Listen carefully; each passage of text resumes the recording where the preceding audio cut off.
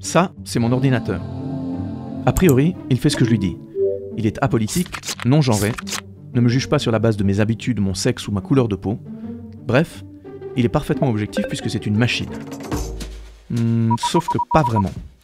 Petit exercice simple. Si je tape cette phrase dans le traducteur automatique de Google, voici ce que j'obtiens en français. L'outil traduit nurse, un mot anglais sans connotation genrée, par infirmière et non pas par infirmier. Étonnant ? Attendez de voir ça.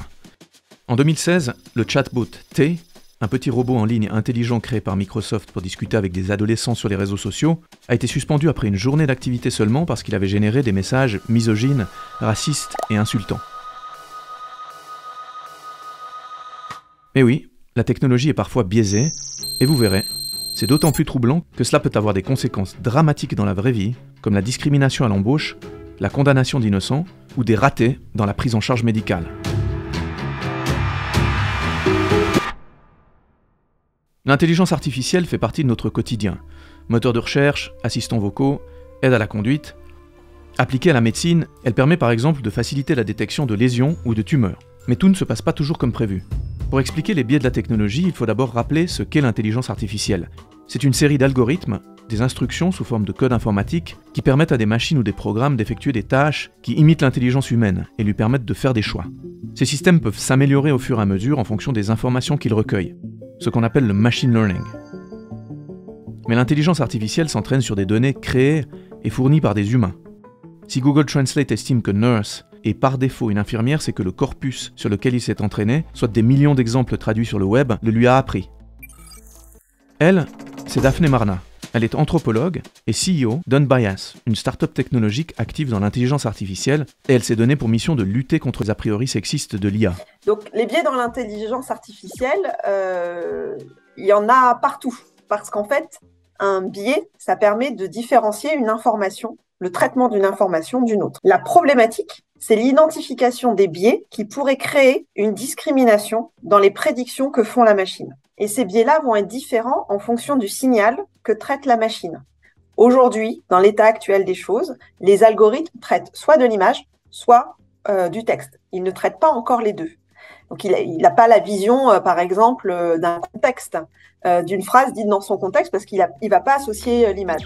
Des chercheurs de l'Université de Toronto et du MIT ont testé les technologies de reconnaissance faciale de Microsoft, IBM et de l'entreprise chinoise Face++. Chacune de ces technologies s'est montrée plus performante sur des visages à peau blanche que sur des visages à la peau plus sombre, et moins performante sur les visages de femmes que sur les visages d'hommes. En 2018, 2 femmes innocentes ont été assimilées à 2 hommes présents dans la base de données criminelle de la police britannique. Quel problème cela peut-il poser dans le domaine médical, pour l'aide au diagnostic, l'analyse de radio, la détection de signes de pathologie? Si, dans la base de données sur laquelle s'entraîne l'intelligence artificielle, les images de sujets masculins sont surreprésentées, les femmes seront moins bien diagnostiquées. Antonella Santuccione-Chada en sait quelque chose.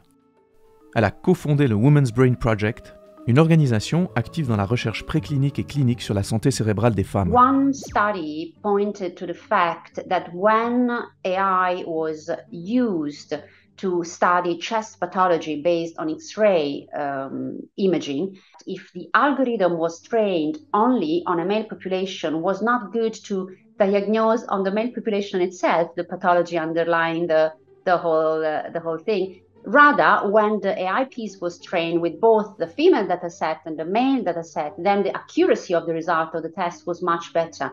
What I always say is that thanks to AI, many biases of which we were not aware of within our society, embedded in our daily living, became obvious because AI has been alerting those and saying, watch out. Alors, comment faire mieux? Peut-on apprendre aux algorithmes à ne pas être sexistes ou racistes? Better the data, more representative the data, more inclusive, better is going to be the outcome. We are very proud of being the first organization that has used digital biomarkers to assess cognition based on a test that can be taken on any portable device and measure how the brain functions in its whole mode of action, to recognize that there are differences between men and women when it's about executing this functional test that assess how the brain works. And this is important, as I said, for improving medicine, because it means we have to take into account these fine nuances and differences when we do clinical development solution, when we do design diagnostic, when we do want to understand how pathology works. Les biais de l'intelligence artificielle sont aussi hérités des data scientists qui la créent. Il faut donc aussi plus de diversité dans les équipes d'ingénieurs en informatique. Selon l'UNESCO, seuls 22% des professionnels de l'IA à travers le monde sont des femmes. L'Europe est en train de travailler sur l'IA Digital Act, essaye de penser un cadre légal pour le développement algorithmique, en tout cas de l'IA, de manière le plus éthique possible. Si on n'oblige pas à mettre ce KPI-là, donc typiquement l'égalité de genre, rien ne se fera.